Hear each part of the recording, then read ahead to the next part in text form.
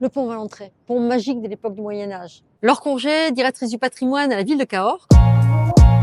Alors, il faut des gros travaux sur le pont Valentré parce que c'est la magie même, en fait, du lieu et de sa matière première, à savoir la pierre. La pierre utilisée, qui est une pierre des collines environnantes, est un calcaire excessivement dur, mais qui, de par sa construction, sa fabrication géologique, éclate sur lui-même.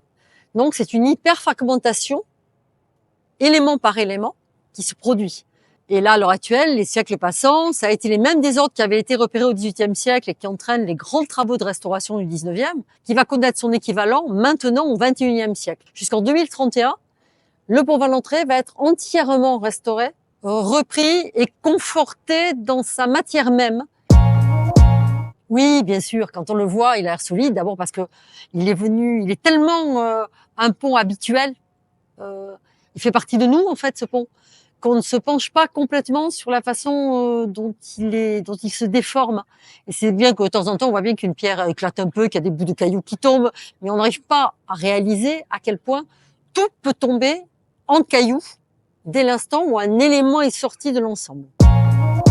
Alors, on a eu un bel exemple avec la chute d'une console du mâchicoulis de la tour ouest. Là, une console est tombée. Du coup, on s'est rendu compte qu'il fallait déposer le mâchicoulis pour le restaurer.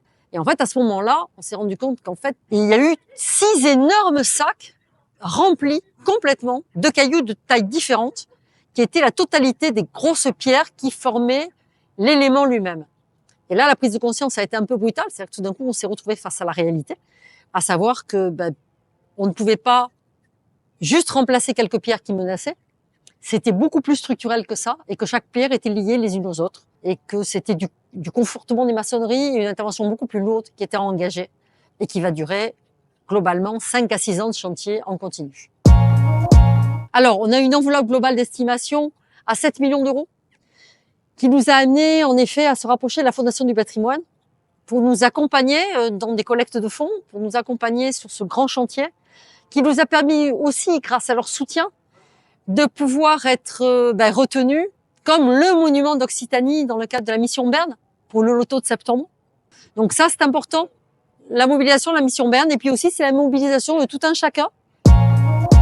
On bénéficie là aussi du soutien d'une association, les Amis du Pont Valentré, qui se mobilisent et qui sont là au quotidien, puisque chaque don fait, même modeste, est important et il est majeur parce que ça permet d'attester de l'importance que l'on accorde, effectivement, à ce monument qui est dans notre paysage, en fait, du quotidien, et qui fait partie de nous, de notre histoire, de celle que l'on transmet, à travers toujours la légende du diable, du petit diable qui est agrippé à la tour centrale du pont, et qui est toujours ce petit attachement, et on le voit bien de génération en génération, que les gens vous parlent du pont Valentré, ils vous parlent de la légende du diable.